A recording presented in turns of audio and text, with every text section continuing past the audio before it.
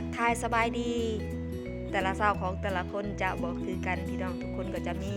เวียกมีงานประจำตัวสำหรับทางละสานุนฟางพวกเฮาจะแพ็คถั่ว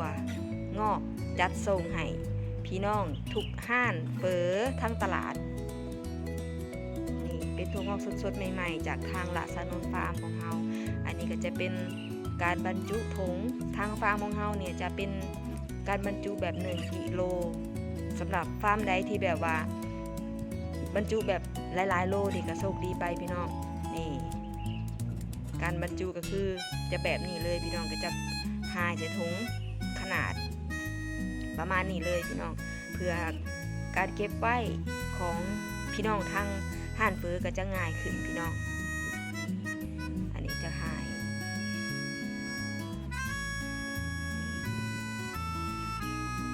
พี่น้องทั้งบ้านผู้ที่กำลังเริ่มปลูกถั่วงอกกำลังพอปัญหาทุกๆการพอปัญหาของพี่น้องทางละสานุนฟาร์มของเฮาเนี่ยผ่านมาแล้วพี่น้องสำหรับพี่น้องทางบ้านที่สนใจอยากปลูกถั่วงอกบ่มีประสบการณ์บ่เคยรู้เกี่ยวกับการปลูกถั่วงอกทางละสานุนฟาร์มของเฮาเนี่ยยินดีเป็นพี่เลี้ยงให้พี่น้องจนเป็นพี่น้องพอปัญหาจุดใดทางละสานุนฟาร์มของเฮาเนี่ยพอมืดแล้วพี่น้องบ่ต้องเสียเวลาทางเฮานี่เป็นผ่านจุดที่พี่น้องเคยพ่อมาก่อนหน้านี้แล้วอันนี้มาถึงขั้นตอนการมัดปากถุงพี่น้องนี่แม่ใหญ่เบสก็จะ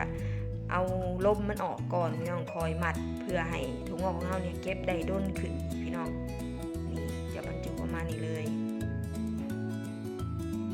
ถุงงอกเนี่ยเหมาะกับทุกคนในบ้านเลยพี่น้องสามารถซอยกันได้เฮาเฮ็ดแบบน้อยๆให้สมาชิกในครอบครัวเนี่ยมีส่วนร่วมพี่น้องนี่การปลูกถั่วงอกนี่ก็บ่ง่ายและก็บ่ยากพี่น้องเอาแต่ประสบการณ์ที่เฮามีเนี่ยเนาะเก็บเกี่ยวเอามือใดผิดมือใดถูกมือใดพอปัญหาเฮาก็นำมาปรับเปลี่ยนแก้ไขว่าเฮาควรแก้ไขจุดใดควรปรับเปลี่ยนจุดใดคือเฮามาปาให้มันแห้งแล้วเฮาก็จะบรรจุนี่ถั่วงอกแบบสดๆจากละสานุนฟาร์มเลยพี่น้องแบบนี้เลยสำหรับพี่น้องคิดใกล้เคียงเนาะผู้ใดที่สนใจอยากได้ถั่วงอกสดก็สามารถอุดหนุนทางละสานุนฟาร์มได้และพี่น้องทั้งบ้านหากสนใจเกี่ยวกับการปลูกถั่วงอกปรึกษาทางละสานุนฟาร์มได้เลยพี่น้องให้คำแนะนำมาอยู่การปลูกถั่วงอกเลยพี่น้องเป็นหมู่ผู้คิดให้พี่น้องแบบจุกๆไปเลยพี่น้องสำหรับวันนี้ก็จะขอตัวไปหายแล้วก็ส่งพี่น้องกันเด้อ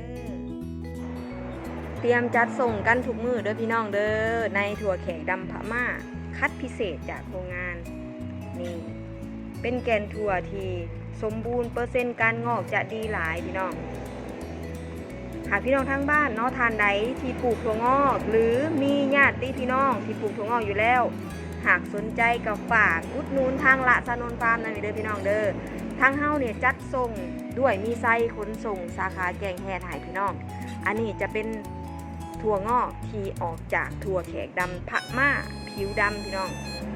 ถั่วแขกดำพม่าผิวดำนี่จะประมาณนี้เลยพี่น้องเป็นแกนที่สมบูรณ์หลายพี่น้องเป็นแกนที่สมบูรณ์เปอร์เซ็นต์การงอกจะดีพี่น้อง